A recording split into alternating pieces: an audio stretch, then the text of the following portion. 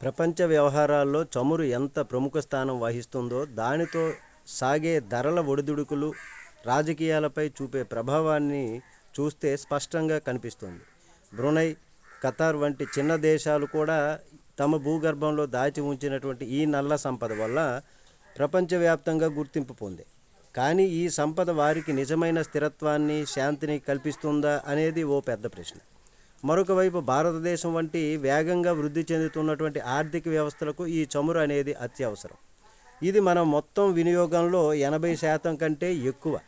మన ఆర్థిక వ్యవస్థ పెరుగుదల, పట్టణీకరణ, పారిశ్రామికీకరణ, రవాణా వ్యవస్థ విస్తరణకు అనుగుణంగా ఈ డిమాండ్ మరింత పెరుగుతుంది. మరి ఈ పరిస్థితి మన ఆర్థిక వ్యవస్థను అతలాకుతలం చేస్తుంది. అంతర్జాతీయ చమురు ధరల హెచ్చుతగ్గులకు అనుగుణంగా చాలా సున్నితంగా మన దేశం కూడా విధిగా నడుచుకోవాలి. దాని ప్రకారంగా ప్రతి డాలర్ ధర పెరుగుదల లేదా తగ్గుదల మన వాణిజ్య లోటు, రూపాయి విలువ, ద్రవ్యోల్బణం పైన నేరుగా ప్రభావాన్ని చూపిస్తుంది. 2026 ప్రారంభంలో అంతర్జాతీయ చమురు మార్కెట్ మార్పులు సంకేతాలు కనిపిస్తున్నాయి.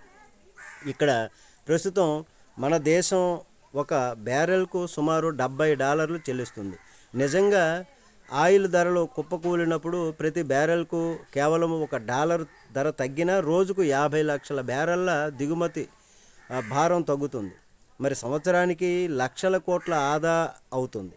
మరి ఈ పొదుపు స్థూల ఆర్థిక స్థిరత్వాన్ని, అవసరమైన మౌలిక సదుపాయాల అభివృద్ధికి, ద్రవ్యోల్బణ నియంత్రణకు కూడా దోహదపడుతుంది. కానీ ఈ హఠాత్ అవకాశాన్ని మనం శాశ్వతంగా పరిష్కారంగా భావించకూడదు.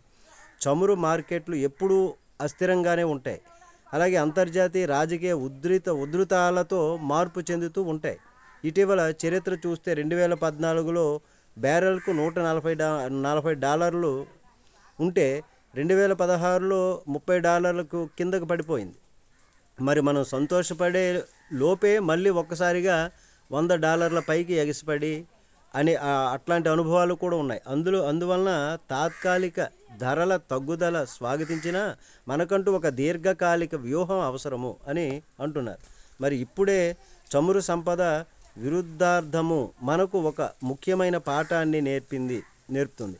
మరి ఇక్కడ చూస్తే ఈ కొన్ని దేశాల రష్యా వంటి దేశాల చరిత్రను చూస్తే నల్ల బంగారం తరచూ రాజకీయ అస్థిరత, విలాసవంతమైన వ్యయము అంతర్జాతీయ వివాదాలకు దారితీసింది. సంపద నిర్వహణలో సృజనాత్మకత, సమగ్ర సూత్రదృష్టి లేకపోవడము ఈ దేశాలను చమురు శాపానికి గురి చేసింది.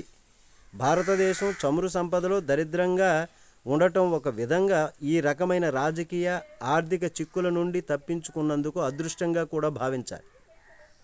ఇది మనల్ని వివేకము, ఇన్నోవేషన్తో ఆర్థిక వ్యవస్థను నిర్మించే బాధ్యత వహించేలా చేసింది. అందువల్ల భారతదేశం ప్రాథమిక లక్ష్యం చమురు ధరలలో తాత్కాలిక హెచ్చుతగ్గుల నుండి లాభం పొందడం మాత్రమే కాకుండా పునరుత్పాదక ఇంధన వనరుల వైపు కూడా వేగవంతమైనటువంటి మార్పుకు ప్రాధాన్యత ఇవ్వాల్సి ఉంటుంది కూడా. 2026లో చమురు ధరలు తగ్గే అవకాశం భారత ఆర్థిక వ్యవస్థకు ఒక అవసరమైన ఊపు ఇవ్వగలుగుతుంది. ఈ పరిస్థితిని మనం ఒక వరంగా భావించాలి. మన ఇంధన భద్రతను బలోపేతం చేసుకోవటానికి ఉపయోగించుకోవాలి. అధిక దిగుమతి ఖర్చు వల్ల కలిగే ఆర్థిక భారాన్ని తగ్గించిన ఈ సమయంలో సంచిత పొదుపును, పునరుత్పాదక ఇంధన ప్రాజెక్టుల పెట్టుబడి, విద్యుత్ వాహనాల ప్రోత్సాహము, శక్తి సామర్థ్యత పెంపుదల వంటి ఈ రంగాల్లో పెట్టుబడులు పెట్టాలి. భవిష్యత్తు స్థిరమైన స్వావలంబన ఆర్థిక వ్యవస్థను నిర్మించే దిశగా ఈ అవకాశాన్ని మార్చుకోవడంలో మన నిజమైన విజయం నిలుస్తుంది. చమురు శాపం నుండి బయటపడి సౌరశక్తి వంటి నిర్మలమైన శక్తి వైపు మారడమే ఈ శతాబ్దపు అతిపెద్ద సవాలు, అవకాశం కూడా అని చెప్పుకోవచ్చు. నమస్తే.